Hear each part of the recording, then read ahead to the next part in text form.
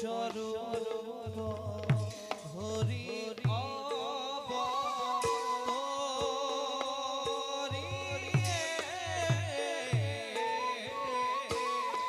জগৎ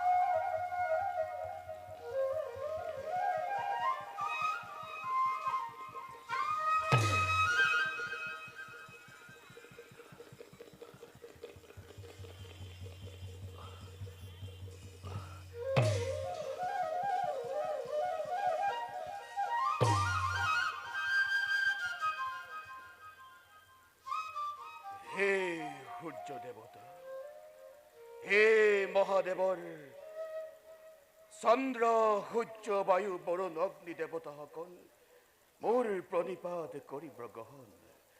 হে জগত গুৰু ব্ৰহ্মা বিষ্ণু মহেশ্বৰ, এই মহাপ্ৰলয়ত মোক ৰক্ষা কৰিবা প্ৰভু।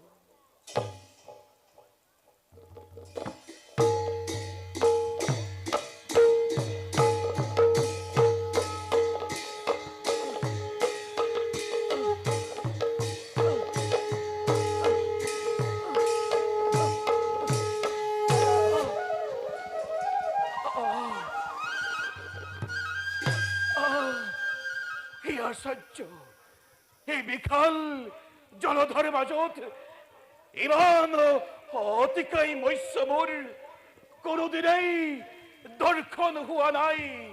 মোক পৰীক্ষা কৰিছে। হে প্ৰভু নাৰায়ণ, মোক ৰক্ষা কৰা। হে প্ৰভু নাৰায়ণ, মোক ৰক্ষা কৰা।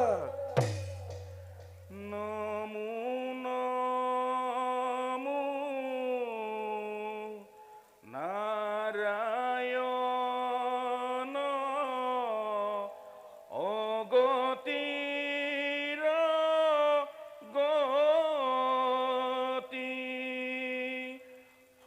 কত দেখা দিয়া তুমি লক্ষ্মী পতি। হে মৎস্যৰাজ, আপুনি প্ৰকৃততে মাছ নহয়, মই জানিব পাৰিছো। আপুনি ব্ৰহ্মা বিষ্ণু মহেশ্বৰ এই তিনিওজনৰে এজন। হে প্ৰভু দয়াময়, আপোনাৰ ৰূপ দৰ্শন দি মোৰ জীৱন সাৰ্থক কৰক। নতু যদি আপুনি কোনোহে দৈত্য, তেন্তে মোক ভক্ষণ কৰক। যদি আপুনি কোনোহে দৈত্য, তেন্তে মোক ভক্ষণ কৰক। যদি আপুনি কোনোহে দৈত্য, তেন্তে মোক ভক্ষণ কৰক।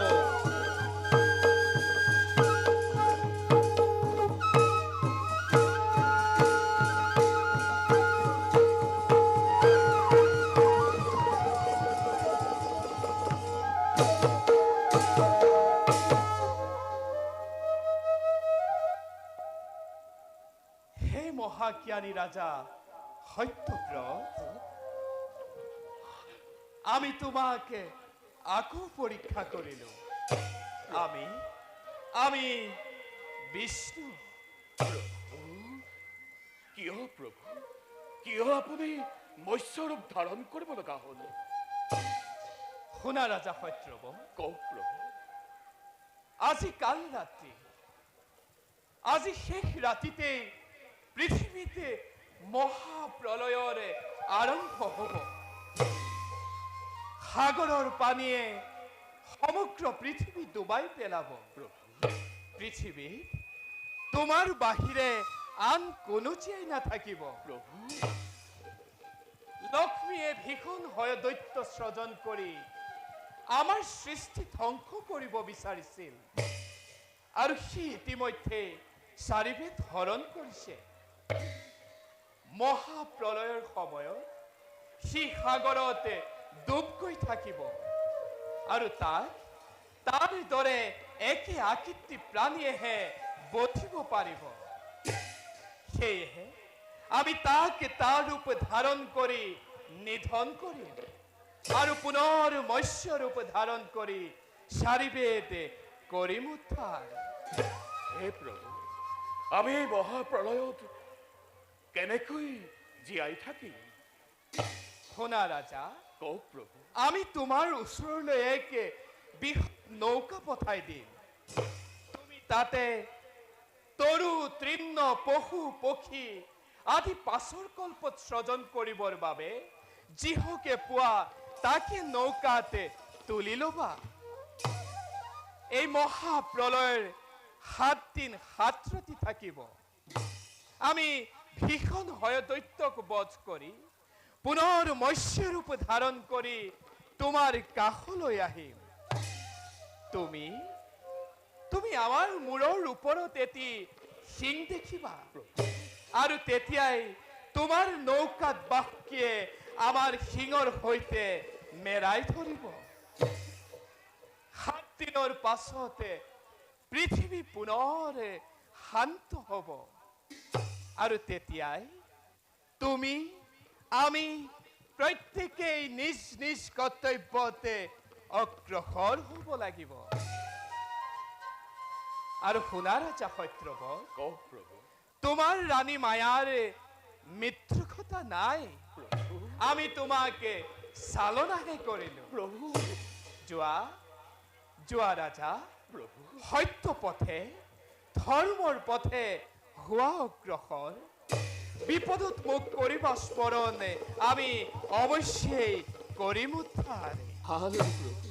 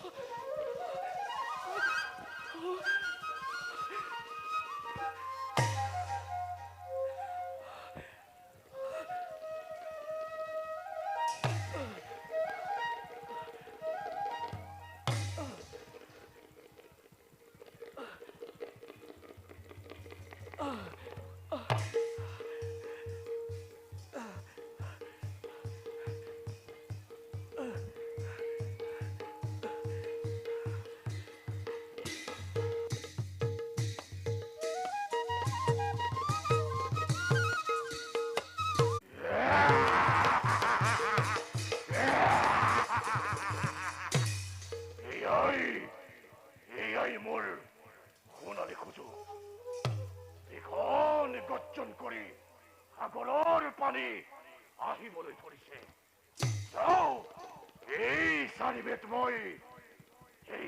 মই সাগৰৰ গুপ্ত স্থানত লুকুৱাই ৰাখোঁগৈ।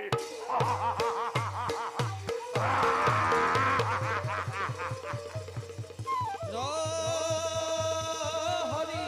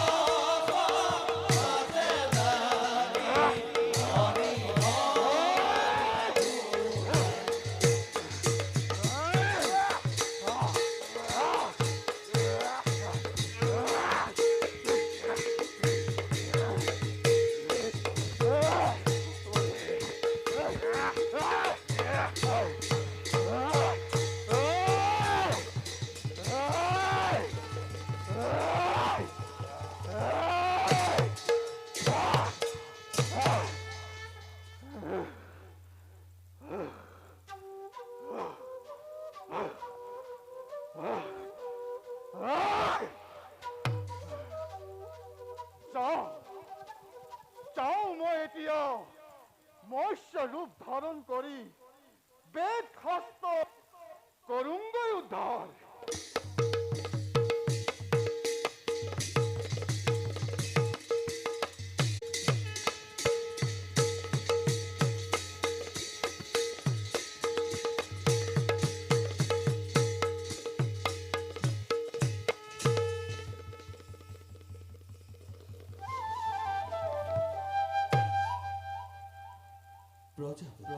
প্ৰভু হে ৰাজা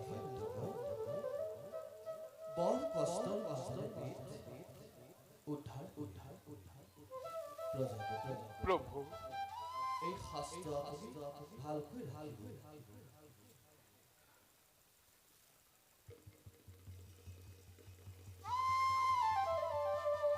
বিপদত সকলোৱে আমাক স্মৰণ কৰিব। আমি তোমাক হ'ব উদ্ধাৰ কৰিম। ময়ো নিষ্কৰ্তব্য অগ্ৰসৰ হওঁ। ভাল প্ৰভু